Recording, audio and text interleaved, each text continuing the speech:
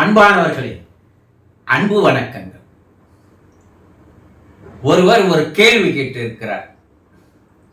என் வீட்டில் என் தாய் இறந்து விட்டார். இப்போது என் தாய்க்கு எங்களை பற்றிய நினைவு இருக்குமா என்று அவர் கேள்வி கேட்டிருக்கிறார்.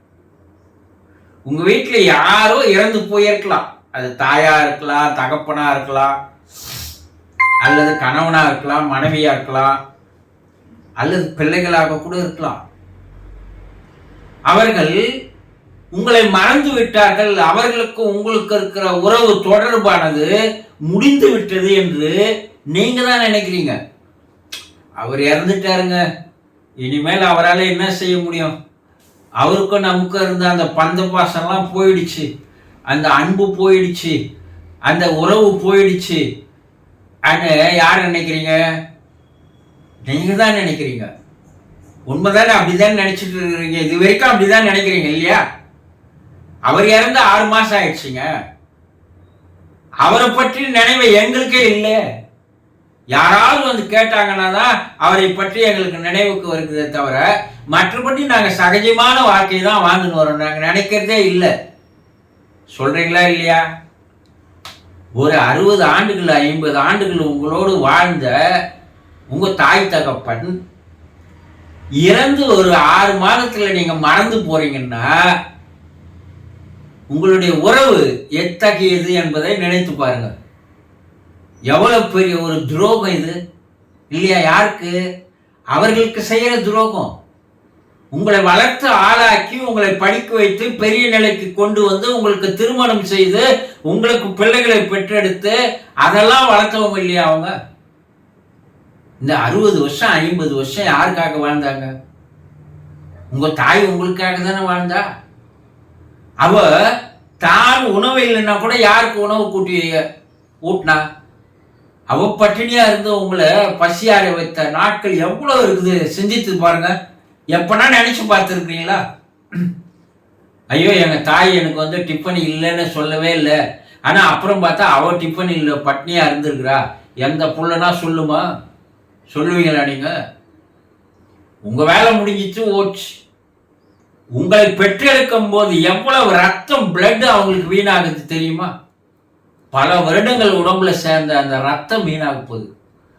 ஒரு முறை இறந்து மறுமுறை பிறப்புதுதான் அந்த உங்களை பிறக்க வைக்கின்ற அந்த நேரம் தாய்க்கு. பல தாய்கள் சில நேரத்துக்கு அந்த குழந்தை பிறக்கும் போது இறந்து போறாங்கல்ல, அப்ப அவங்க இறந்துதானே மறுபடியும் பிறக்கிறாங்க. அப்போ உங்களை படிப்படியாக ஆளாக்கி தன்னுடைய ரத்தத்தை உங்களுக்கு தந்து, தன்னுடைய உணவை தந்து, அன்பை மட்டுமே குறிக்கோளாக கொண்டு நீங்க மட்டும்தான் நல்லா இருக்கணும்ன்ற 24 மணி நேரம் அந்த எண்ணத்தில் இருந்தவள் இல்லையா உங்க தாய்? நல்ல தூக்கத்தில் இருப்பாங்க. திடீர்னு குழந்தை இருக்குதா இல்லையான்னு கையை தொட்டு பார்ப்பாங்க இல்லையா? அப்ப தூக்கத்தில் கூட யாரை நினைக்கிறா? உங்களை தான் நினைச்சிட்டு இருக்கா. அப்ப இதையெல்லாம் நீங்கள் நினைத்து பார்த்து அந்த தாய் இறந்த 6 மாதம் ஆன பிற்பாடு நீங்கள் மறந்துட்டு உங்க பாட்டுக்கு சகஜமான ஒரு வாழ்க்கையை வாழ்ந்துன்னு வரீங்களே, அது எவ்வளவு பெரிய துரோகம் இல்லையா? இந்த துரோகம் தான் உங்களுக்கு பாவமாக மாறுகிறது.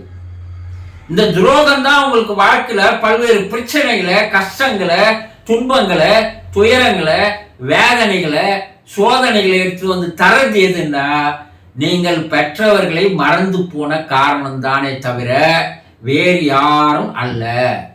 இது எந்த பிள்ளைங்க நல்லா ரியலைஸ் பண்ணி புரிஞ்சுக்கிறீங்களோ, எந்த தாய் தந்தை இறந்த பிற்பாடும் பல ஆண்டுகளாக காலையில் அவர்களை வணங்கி விட்டு அவர்கள் தான் இன்னைக்கு என் கூட துணையா இருக்கணும், என்ன அவங்க தான் பார்த்துக்கணும், தெய்வம் மாதிரி அவங்க என் கூட இருந்து எல்லாத்தையும் பாதுகாத்துக்கணும், எங்களை கண்காணிக்கணும்னு எந்த பிள்ளைகள் பிரார்த்தனை செய்து வாழ்க்கை நாள்தோறும் நடத்துகிறார்களோ அவர்களுக்கு எந்தவித பிரச்சனைகளுமே வருவதில்லை, துன்பங்கள் வருவதில்லை, கஷ்டங்கள் வருவதில்லை. ஏன்னா அந்த ஆத்மாக்கள் அவர்களை பாதுகாக்கிறது.